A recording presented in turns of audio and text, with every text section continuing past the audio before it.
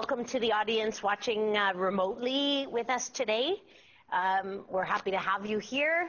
Too bad we can't get you pizza, but for the folks in the room, feel free to get up and get pizza whenever you'd like. I'll give an introduction to the program for about 20 minutes, and then we can have a conversation with two students that are currently in the program, but in the different streams in the program, so they can speak to their experience. So welcome to both of you today. And we have our program coordinator as well, Amanda Smith's here, who's been instrumental in helping us put together a lot of the materials for today, and is well versed in the program as well. So we'll both answer questions as they come.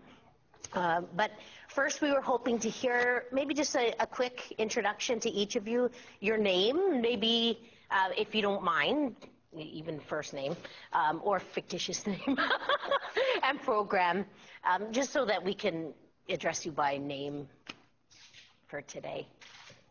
Sure, you can start. Okay, so I'm Leah. I'm in the program right now. I'm in the co-op stream. So what else do you want me to say? Nope, that's good, because you're... I'm Brooke. I'm also in we're both in second year of the program, and I'm in the thesis stream. I'm Michaela. I'm in BBA co-op, and I'm minoring in environmental sustainability. Perfect. I'm Emily. I'm in concurrent education, and I'm also minoring. I'm Alicia. I'm in my last year. I'm Nolan, and I'm in sport management, and I'm also minoring in environmental sustainability. I'm Ahmed, and I graduated from Prague years back ago, and then I graduated from the college GLS program, and I'm interested in this program and excited to be here. I'm Susie. I'm French studies, and I'm also a minor. I'm Saida. Oh.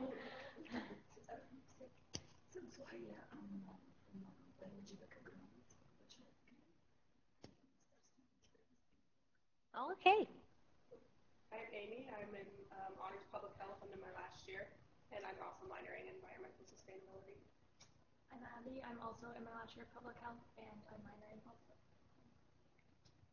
I'm Alex. I'm in enology and viticulture, and I'm also doing a minor in sustainability. Wonderful. So some of you were likely, or many of you were likely in the, are you in 3P90? I recognize, yeah, okay. So we'll get started then on the presentation. My name, as you can see, is Marilyne Jollineau, and my role in this program is that I'm the graduate program director, or the GPD. And so the GPD's role is to promote the program, to chair the admissions committee so that we look at all of the applications that come into the program and we sit as a committee and make decisions. We host events for students. And then, of course, once students are in the program, then I'm tracking how they're doing in the program, right? So what's their progress toward their degree. And we handle all kinds of issues that are of concern to students. So that's my role. You know that it's a sustainability science grad program, but you might not necessarily know too much beyond that. This is a program that we consider to be somewhat homed within the Environmental Sustainability Research Center here at Brock. And that center is right now located at Teal House. That's the oldest house on campus, perhaps the only house on campus. It's from back in the 1800s, and the Teal family actually had that as a farmhouse.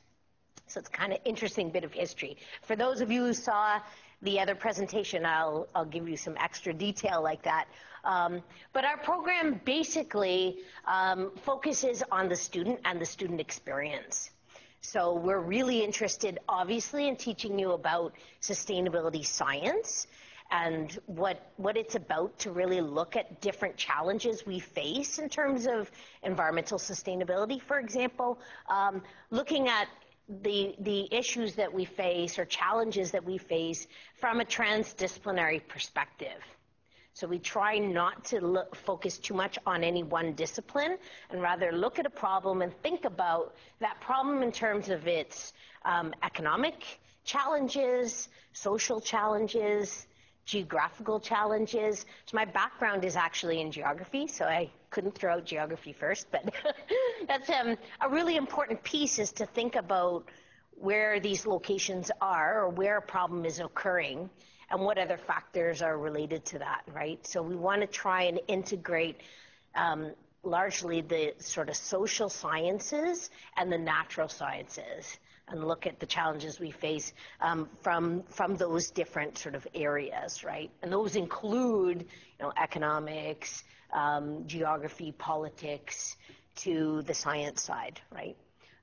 So that's what we try to do in innovative and unique ways. So we want your learning experience to include many different things. So for example, we offer 2 different streams that you can choose. One is more research intensive, and that would be the thesis stream. And the other is still involving research, but it's a stream that also includes a co-op or a practical experience, right? That doesn't mean that if you go through the thesis stream, you don't get practical experience. In fact, lots of students do work that involves field work or maybe interviewing people in the public, et cetera, right? So please don't interpret that as you only get sort of applied experience if you take stream A or scheme A, which is the co-op stream. What I probably like the most about this program is that in term 1, everybody takes the same courses. So you can benefit from, number 1, the fact that everybody's coming from a different academic background. And secondly, that you're in it together with students that are in the MRP or the thesis. And the MRP is the major research paper. So you work toward a major research paper instead of a thesis document in Scheme A. So Scheme A is shown in the green here. There's a co-op component to that. You actually have a co-op course that you take as well. And then you take the co-op in the spring term, so May to August, in your first year of studies, and you finish up by December. So it's actually quite quick. It's 16 months versus 24 months. So in those 16 months, though, you're doing quite a bit of work. You're working with a supervisor, so you establish that person pretty early, and your research interests ideally would be aligned, right? So when you're thinking about an application, you want to be thinking about, who might I work with, and who are the people involved in this program? Any questions so far about that content? So in the thesis stream, you'll notice there's a couple extra terms there for you to actually write out your thesis document. So that's what's nice about having Leah and Brooke here, because they both represent those 2 different streams, and they can speak to their experience in the program in those 2 streams. So the admission criteria is laid out pretty nicely. You want to note that you'd need a 4-year bachelor's degree. So it's also nice that we have had students apply that have a master's degree already, or a certificate from a college as well, a grad certificate or post-grad. The minimum 75% is really an important piece that you want to pay attention to. If you fall below that, then there's some justification that needs to be made, largely by the admissions committee, on why then you should be allowed to come into the program. So what are the circumstances around which you have a lower grade, and how do we address that? And that's a question that we often field from students is, how low is too low, right? And then there's proficiency or language requirements for international students, for example, to complete the program, or to be admitted into the program, sorry. So the application process, and Brock kind of nicely articulates this on its website as well, but there are a few steps that you can follow. Number 1, of course, you want to make sure you meet the minimum requirements to get into the program. Then secondly, you want to ensure that you've provided all of the information that's necessary for us to make an informed decision about your application. So leaving out any one of these items would be a bad idea. Your curriculum vitae or your resume should speak to your skill set and your academic background. We can talk more about that in our conversation, but it's really important to have a nice solid vitae around what you've done, what experience, the background that you have. Of course, that will come from your transcript as well. You want to look at a written statement of intent, and that's where you get a chance to really elaborate on, what your interests are. You can even add who you think your interests are aligned with, what proposed project would you undertake, what background you have that supports you in moving through the program. Those are all really important pieces to consider for that letter. Then you want to indicate in a ranked list 3 core faculty members, and that's from a list that you can find on the website of the people who are involved in the program, who are the 3 people that your research interests are most closely aligned with. So you identify those folks. You don't have to actually reach out and talk to those folks. Instead, you identify those 3 so that we have a good sense of, who you might see yourself working with. And then we try to actually find a match, right? And then we can talk to faculty about, their funding opportunities, et cetera, right? And sort of tailor that experience, find you a good match. We need 2 academic references, and I note the academic piece. Some students have asked, will we accept professional giving a reference? And that's really on a case-by-case basis, and under extenuating circumstances or exceptional circumstances would we consider that.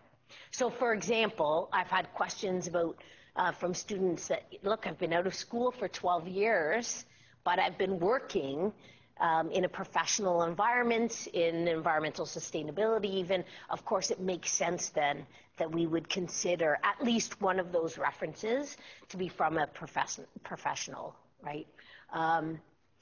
And then the transcripts, of course, are appropriate, and then any proof of English proficiency is also required. And again, you'll know from the application process if you're missing any of those documents and which documents you need to include. And then you submit that application through Brock's Next Step. Any questions? I'll stop for a moment and just, okay. Alrighty.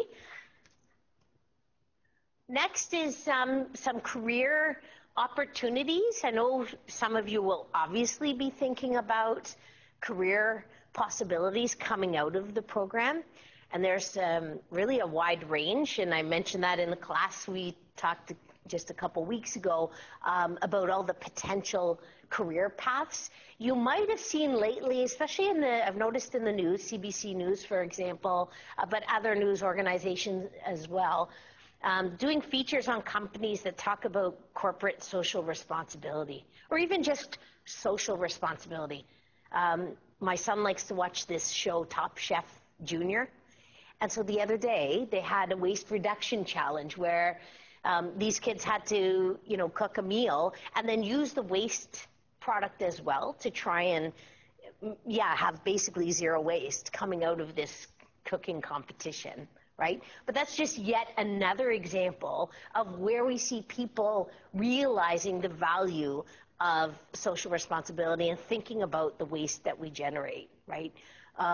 Corporations also like to think about their footprint in terms of waste, right? So what's coming out of a plant, some effluent coming out of a plant, for example, or even waste management, right? So lots of companies are interested in how much waste. Hotels are a great example of that, where they're thinking seriously about that. And that's not just behavior that's kind of altruistic behavior. We're also now required to be socially responsible, right?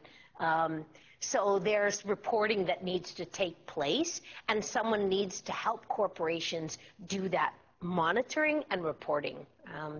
So we see more and more those kinds of career choices being made. Compliance officers look at the issue of compliance around CSR, environmental monitoring and assessment in a variety of contexts. I spoke to a student just the other day who's now at Conservation Ontario. He's just been placed there in their planning unit. Ethics officer, even researcher. Some of you may be thinking about a PhD after a master's degree. We're actually in the process, as the center, the ESRC, is now in the process of developing a potential PhD in sustainability science.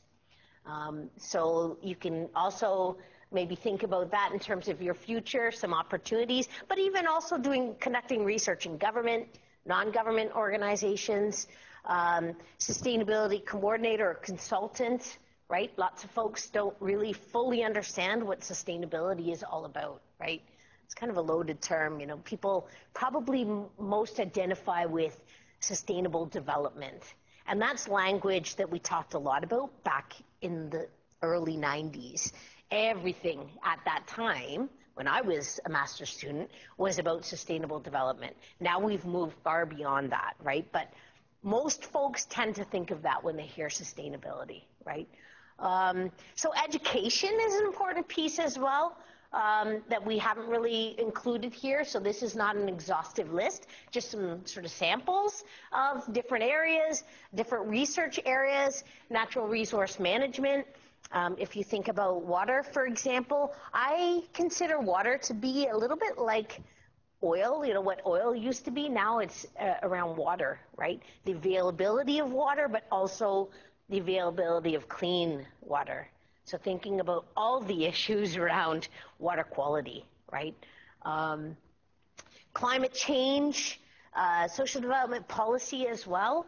So we can talk a lot about what we should do or could do, but if existing policies or perhaps legislation prevents us from doing that, then we have to think creatively. And that's where I think having a transdisciplinary lens that you apply to a problem is really helpful, right? Some co-op positions that students have had. One student worked at DeFasco in Hamilton, but we've had students work for the government of Northwest Territories and actually be placed there for a co-op term, which is fantastic. So you could potentially, I'm not promising you, travel to all kinds of exotic destinations. And WT has lots of appeal, but not necessarily for everyone. Yeah, there's not too many palm trees and beaches, but sustainable transportation. I spoke to a prospective student yesterday talking about how, you know, transportation operates in Toronto, right? And how there's a desperate need for rethinking how we move people around a city, right? Especially one as dense as Toronto. All the way to co-op positions with the town of Lincoln. So you may or may not know that Brock has a memorandum of understanding with the town of Lincoln that developed largely out of the work done by the Environmental Sustainability Research Center. So we have something called the Brock Lincoln Living Lab in particular, where we work closely with folks at the town of Lincoln to look at sustainable community development. Right, so that's yet another co-op position that we've had that students have really enjoyed. And again, if you visit our site, you'll see there's a few YouTube videos that have come out just recently, actually featuring some work that's been done. Brooke, for example, is in one of those videos. But there's also another video where some co-op students talk about their experience in the town of Lincoln. So we can. Actually, I think it's been tweeted about, but I do have a voiceover in that particular video.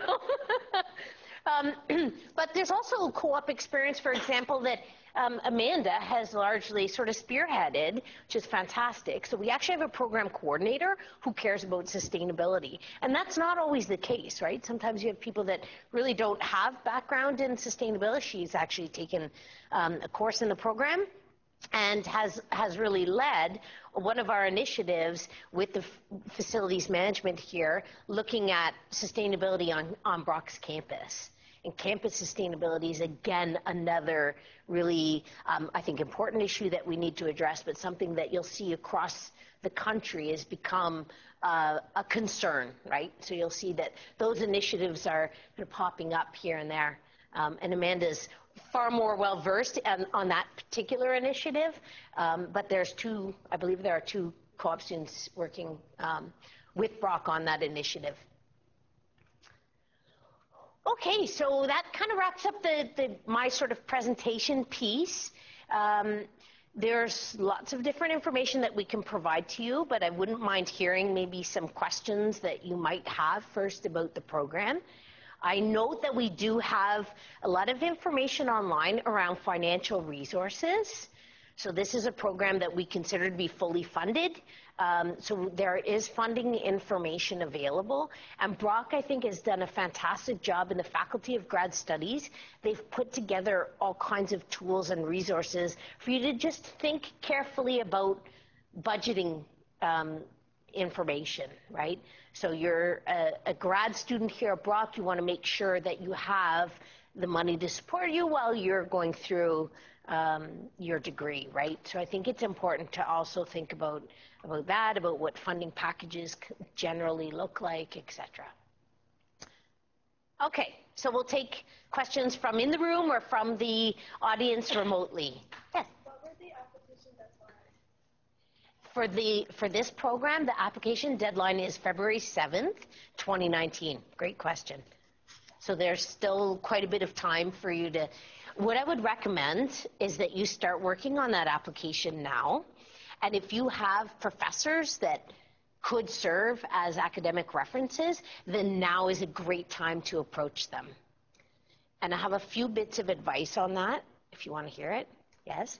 As a professor, I can tell you that I write a lot of academic reference letters. In fact, I've also served in different capacities for someone applying for a job. So I've had phone interviews.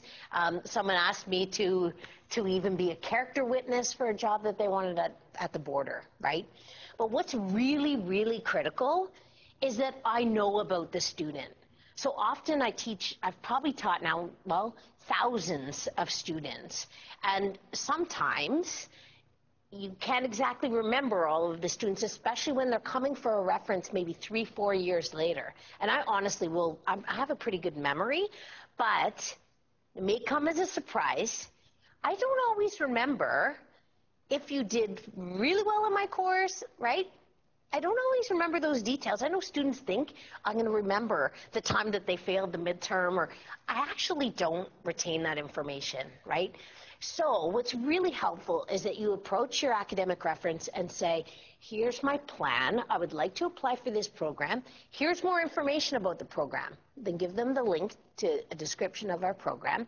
And then say, you know, I was a student in your class in whatever term, you know, winter 2017. I took your course in XYZ.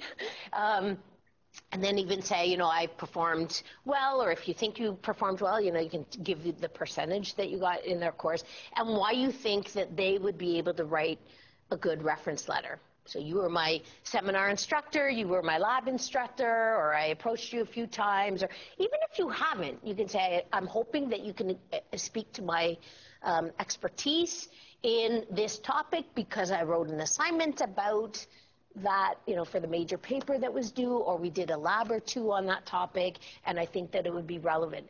Here's my draft statement of intent. This is what I plan to do. These are the courses that I think helped develop my skill set so that I could handle graduate level work in that particular area, right?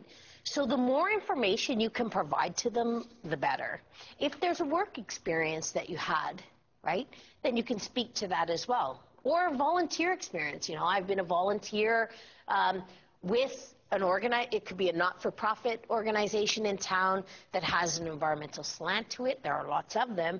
It's entirely possible. You know, I worked with Bird Studies Canada for the last 4 years at Long Point doing bird surveys, etc., right? I'm just throwing that as an example. But that may be really relevant for the project that you plan to pursue, right? So you want to give them those pieces of evidence that help support your application, right? You also want to do that allowing them enough time to write a proper letter for you. So asking, you know, on February 1st for the letter is really, really challenging. So most professors are also teaching courses, they're writing letters for other students, right? They're writing their own grant applications, they're publishing papers. So there's a lot going on, and there's a lot going on in your lives too, right? But we want to write. And I have had those requests where the student has given me a day, and I just, and it's a great student. And I have to say, I'm sorry, I can't. I can't now tell the 3 people I've told that I'd meet with, now those students get, put off to the next day. I can't do that because someone's not organized around, right, asking for references. So it also demonstrates to the person writing a reference that you're prepared. Like, these are the things that will be asked, right? So there's a form that we often fill out. So even getting your hands on that form, say, okay, you need to talk to my judgment.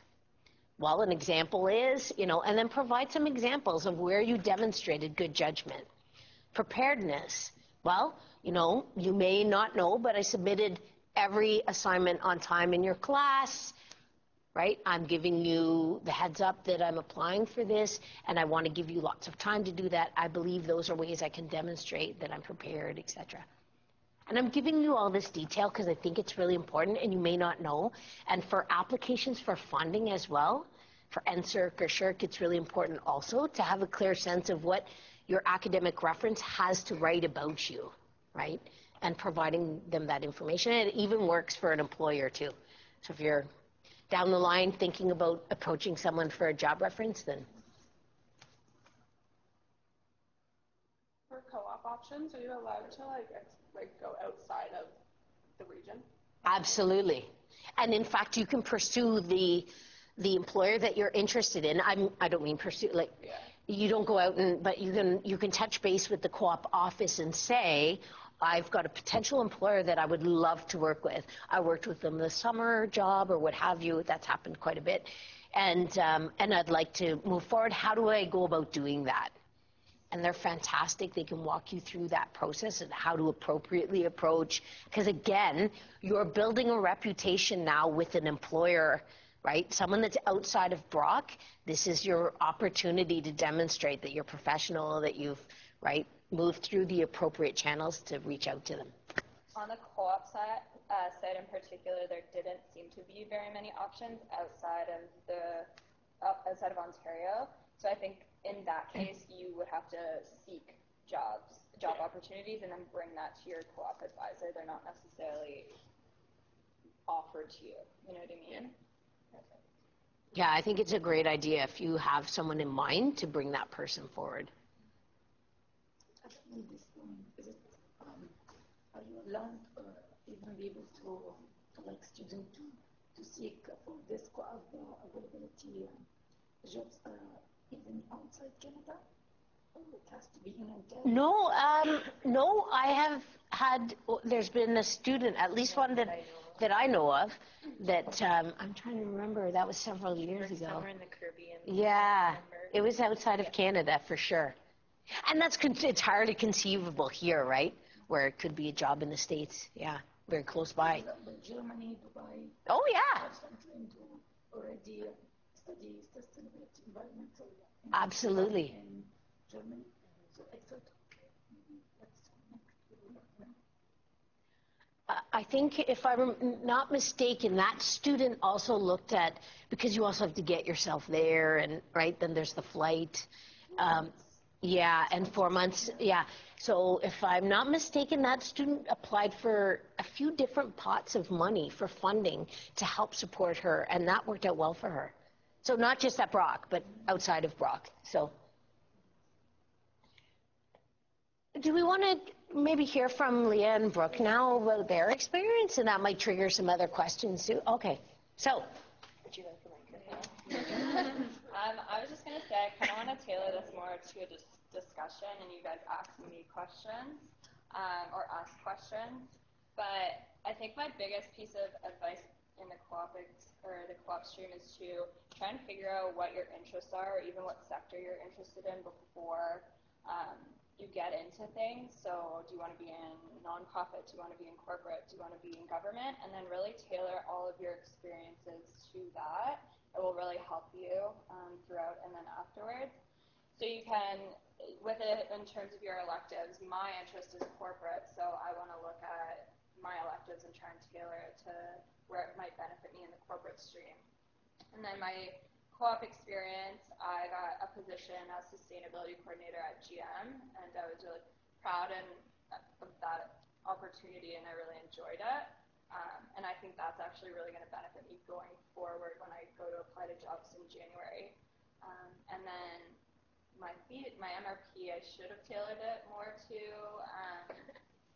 corporate sector, because I had somebody ask me that worked at Deloitte if I was looking at different, I'm looking at universities, and they wanted me to start looking at companies instead, and I should have done that, right? But it was too late to backtrack. So that's kind of my biggest piece of advice, is to figure out where you want to head, and then tailor all of your experiences in this program towards that. The program's really great. It's really tight-knit. There's only 10 of us, and we are almost like family. You become really close with your supervisors and your professors as well. So that's great. And I think the best part is how diverse sustainability as a field is. But just even this program, like, you guys are all from pretty much different backgrounds. Yeah. But then we all come together, and I think and you learn so much about so many different industries and areas, and I think that's really cool. And I like how sustainability can adapt to all different types of people and all different types of backgrounds. So, yeah.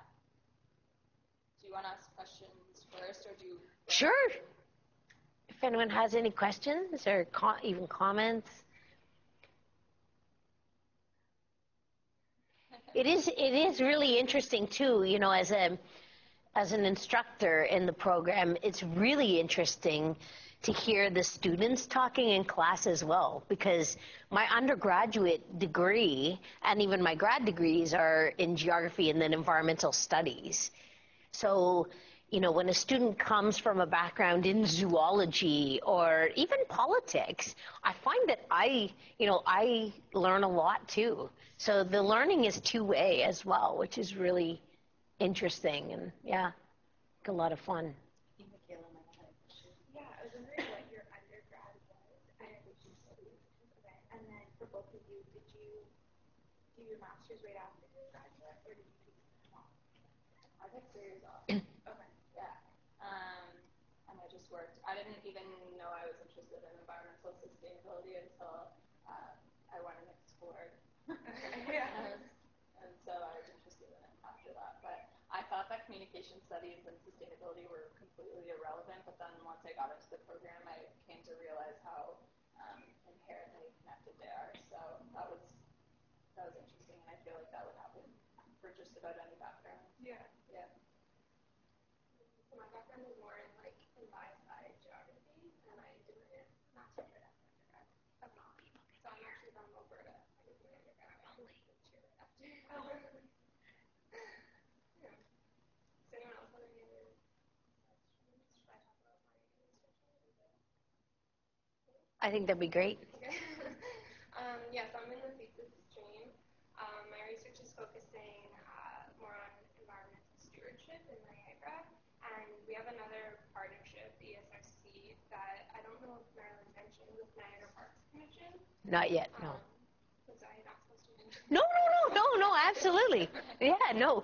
I just hadn't yet mentioned it. I mentioned the town of Lincoln, and So I've been working with people there and with other organizations in Niagara for my research.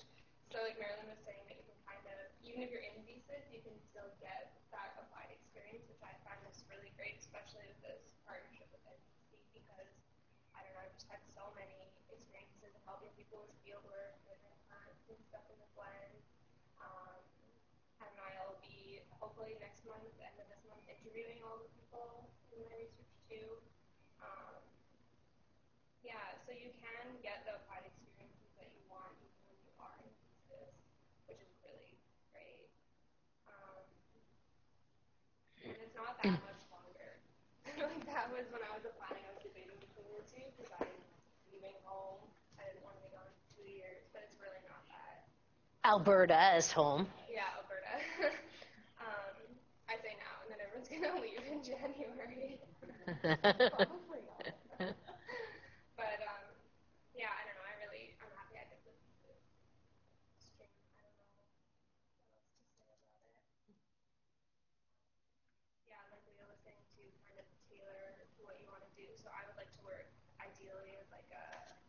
stewardship coordinator for like a land trust or some organization like that. So focusing my research on stewardship and talking to all these people is great for me because the people that I'm talking to are like, I want like their job in the future, you know. So it's good to kind of make people and figure out what I'm looking for.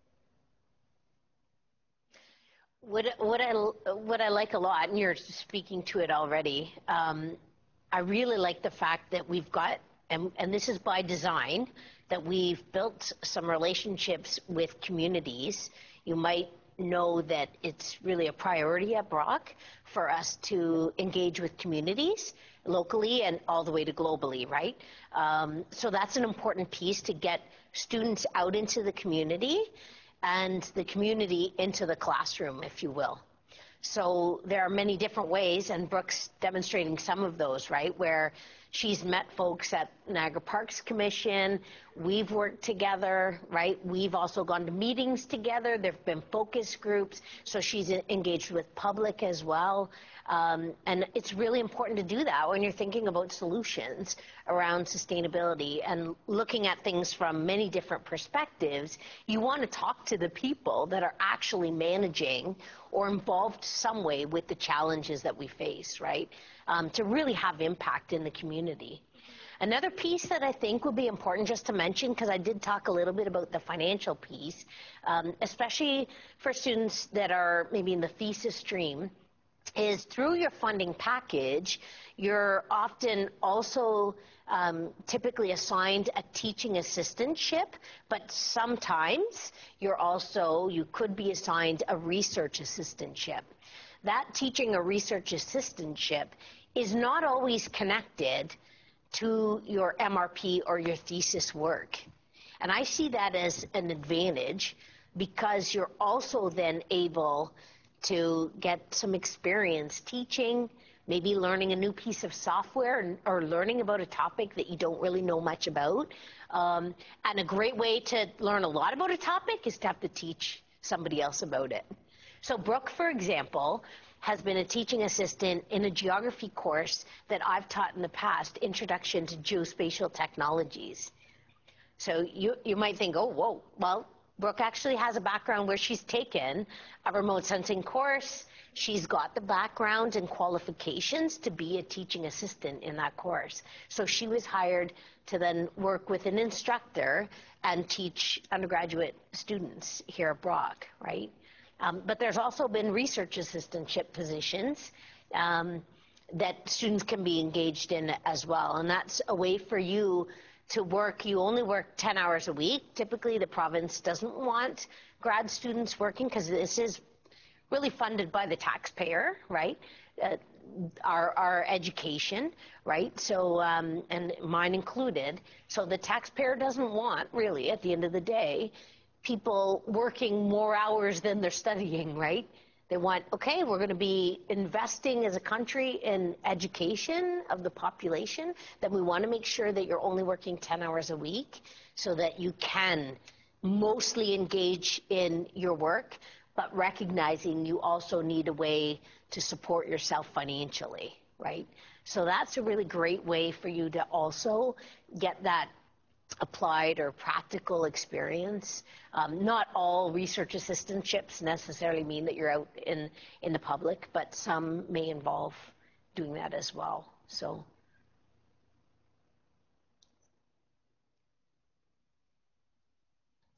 Would you be able to tell us a little bit about your co-op position at PM? Yeah. Who would say I should have an elevator pitch at this point. Well, where was the location? Oshawa, which was kind of like the one part I was like, oh, I don't know there, but I did it.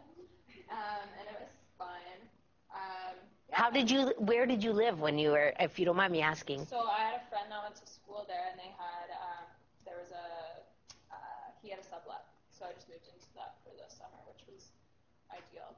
Perfect, okay. But I basically worked on a team of about 5 or 6 of us in the environmental department, and my boss was the sustainability manager for all of Canada. So I was actually the only sustainability coordinator for all of Canada too, which was really cool because you worked on all of the different facilities, and you we would do different sustainability projects like wastewater, energy, and then there's outreach activities, creating partnerships, and working with stakeholders. I actually had amazing opportunities to go to networking events in the summer as a GM representative, which was really cool to do because most of the time I'm just like a student. And it's a lot more, you have a lot more, I think, almost power at a networking event, and you can say that you're with the organization rather than just a student. So that was really great, and I have a lot of connections from those networking events because of it. What else do you? I don't know. And you're paid, by the way, in that it's different from an internship where, so that's yeah. No, that's great. Yeah, in the co-op program now, so it's just like wanting to hear what the experience that you can do with this as well, and I'm interested in the corporate side of sustainability. Yeah, we all kind of did different things. Yeah, all of us, all of the co-op stream students. We had, I think I was that the only one in the corporate stream? I don't remember. Yeah. Yeah. And then we had government, a lot of government as well. So, yeah, it was good. Yes. During my master studies, and I did some co-op work on Marilyne Station, Agriculture and Agri-Food Canada, under the supervision of Dr. Strasher, Anthony Strasher. I'm not sure if this experience will help me. I already have some connection as well.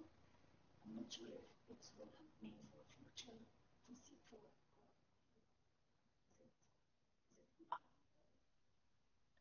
But it depends on the proposal. Or my question maybe I didn't get to it. So, do we have to connect our proposal paper here? Oh, with your co-op? Yeah. Or No, they don't. So the question is, does your major research paper have to be connected to your co-op experience?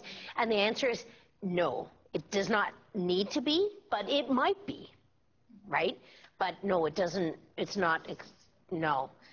Which again is a nice feature. So you can choose to have it be related if you wanted to. Or you could decide, no, I want to do something a little bit different and build my portfolio in a few different ways. It doesn't hurt you if it's similar, though, right? So it could, advance your skill set, et cetera, in one particular area.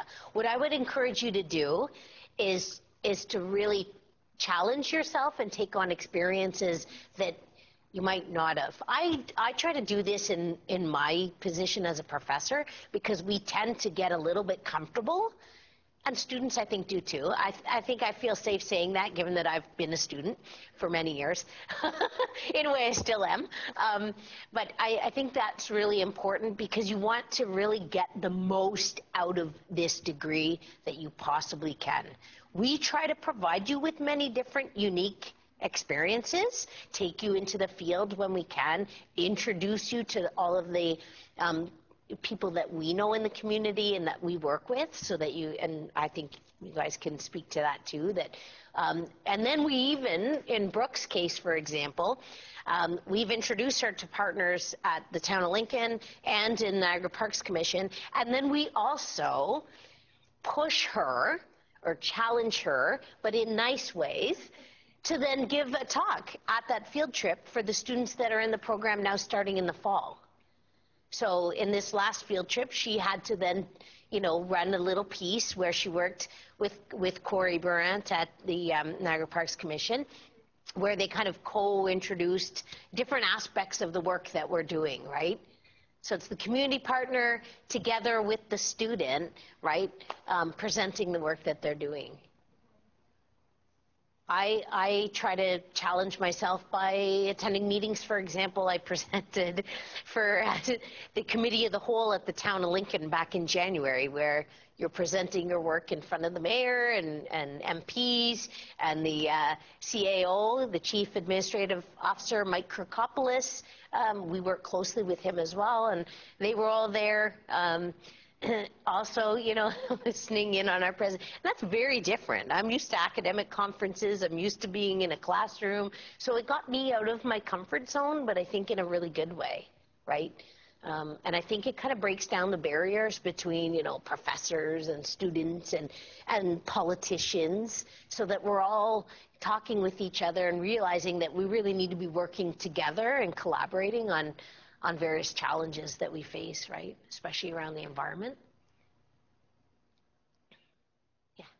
You mentioned sustainable transportation, and then just associating that with co-op. I've worked at Toronto Transit Commission as a summer student for the Great. past 4 years. Yeah, So, great. Would that be an opportunity for me to reach out to them for co-op? Absolutely. Absolutely.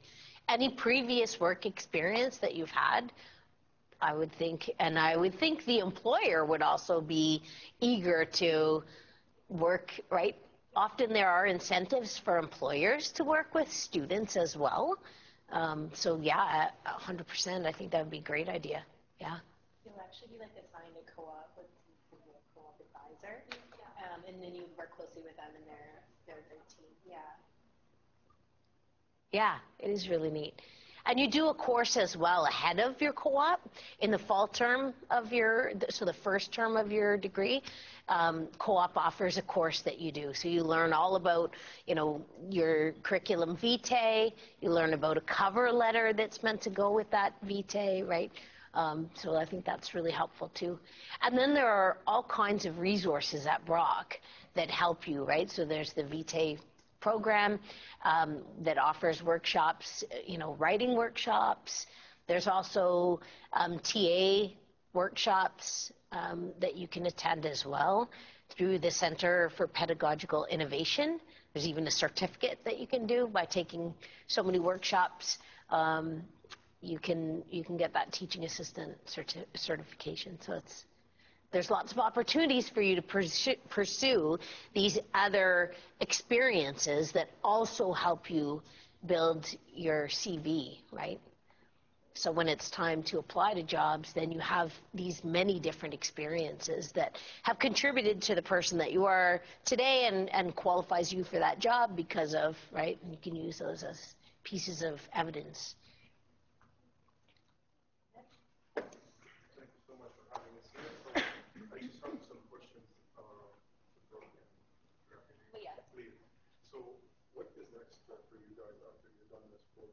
What do you feel like you learned that you didn't know before, or something that you give advice on to somebody who's interested? And also something else, if I'm interested in a major research paper, stream, and I don't have any background, I don't have background working with companies, or I did, but not a lot, and I don't have any companies that come to mind. Is there a support system or a kind of companies that are interested in students versus students pursuing companies?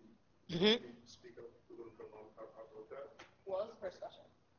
So the first. Going next, maybe answer that after. Sorry. No, sorry. So let's talk about co-op and the support that you have through the co-op office. Do you feel comfortable with doing that, or? Well, Melissa was my co-op advisor, so I originally went to her and I told her what my interests were. So that initially gave her, she was on the lookout more or less for jobs that were similar to my interests just straight off the bat. But it's not like all companies and all roles are open to you. You kind of there's a list of jobs that will come up, and maybe there will be some that are really sparking your interest, and maybe there won't be, and you might just have to go roll with that. You know what I mean? So I think, personally, I didn't reach out or go out of my way to seek out a company. I applied for positions only through the co-op website, and that's what came up, my GM position.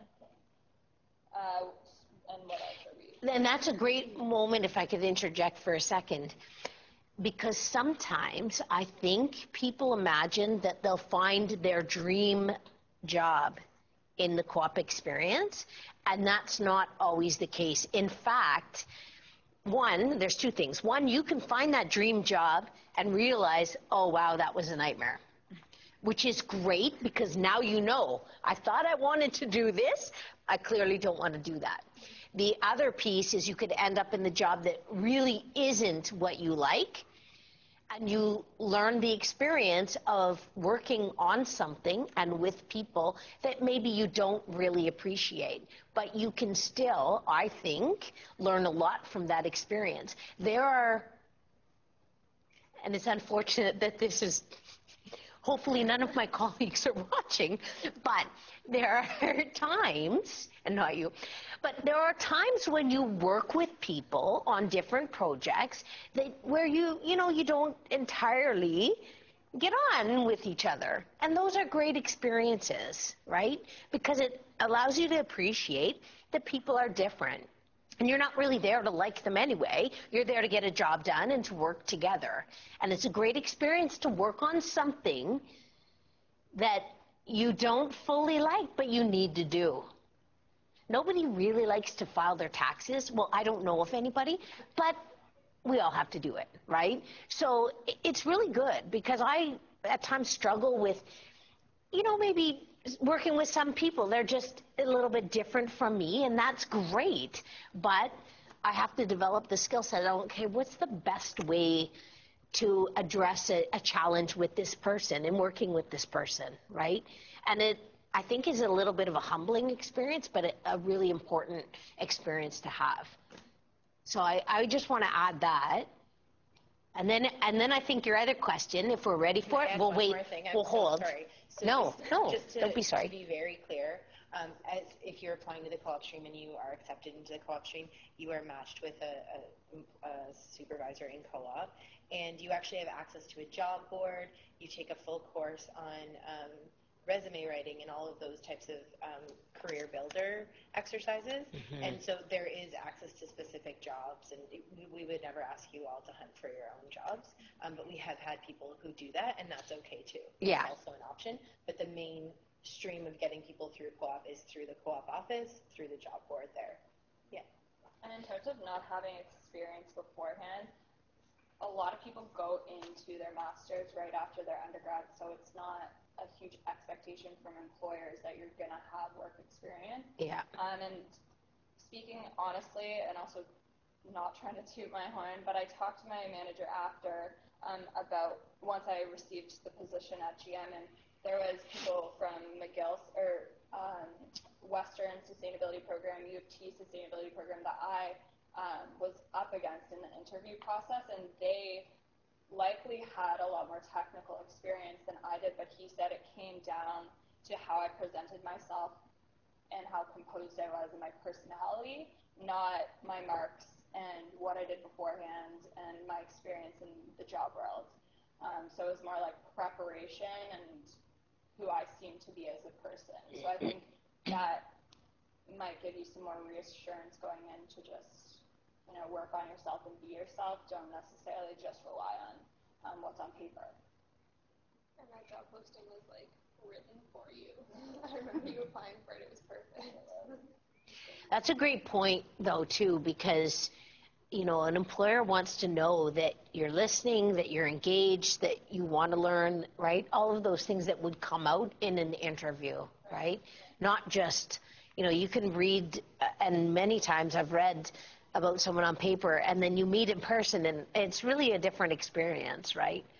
Okay, to your other question, because I'm aware of the time, too. So you asked, correct me if I'm wrong, what you knew before coming into the program versus what you know now, and then where you're kind of looking to for your future? Okay. That's a great question. Sorry, ladies, but... I can answer that with just a position. I want to work downtown Toronto as a sustainability coordinator, sustainability consultant. That's my ideal. I'm the total opposite of that. I want to work, I want to go back home to Alberta, and I want to work. I would work in Calgary, but I'd be happier in the middle of nowhere, working in the bush, measuring trees and stuff. And doing remote sensing, a little dabble in, no, I'm kidding. Yeah. So my dream job involves like a lot of field work, and then also GIS is like my background too, so doing Yeah. GIS and then also planning. So I've been looking at jobs as like a stewardship coordinator type thing for planning and implementing restoration stuff like that. So that's kind of what I want to do after. I came into the program right from undergrad, and even it's only been like a little over a year since we started, and I feel like I've grown so much in person in the last year. Like right from undergrad, like I could have gone into the workforce like fine, but I feel like just like so much more prepared now to graduate and move on, start my career, you know. Does that answer your question? That's great. Thank you both. And I note that, I mean, it's also helpful to us, of course, to have students here from the program. But I think it's really important, too, that if you're thinking about working with someone that's involved in this program, there's no harm in reaching out to students who already work with that person and ask them, right? I feel very comfortable to tell a potential student, you know what, go and talk to a previous student of mine so that you have it, or even talk to Brooke, right? And then you can have a kind of more candid conversation with someone and also know that there is a fit, right?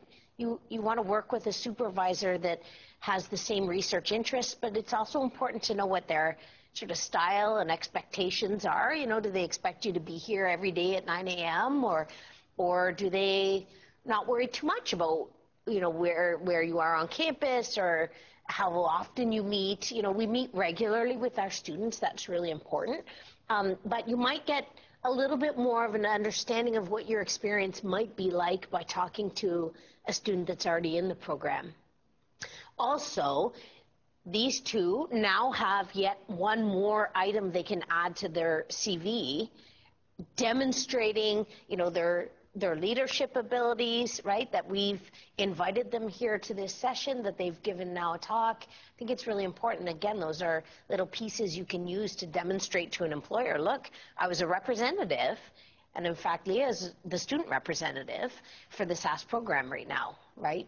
So I represented the program. I came and talked to potential students. So we try as much as we can. It's also self-serving. I admit that, right? But we also try to give you as many possible experiences without, of course, overwhelming you, but many different unique opportunities. So. You can grab our emails too, or at least mine. If you just have questions going forward too. There's the contact information there on the slide, but yeah, feel free to reach out to Amanda and I anytime. We're happy to field any questions you have or provide information about resources here at Brock. Just sit one-on-one. We did that already, and just chat about different projects even that people are pursuing. I'm pretty well versed as graduate program director that I know roughly what people are doing, what research is going on at Brock, and especially in the center. So I'm happy to chat one-on-one as well, talk about your interests and how they might be aligned with a certain faculty member here on campus. Okay, yeah, that wraps up. Thanks to the, thank you very much. Please help yourself to some pizza. Yeah, or we're going to have a little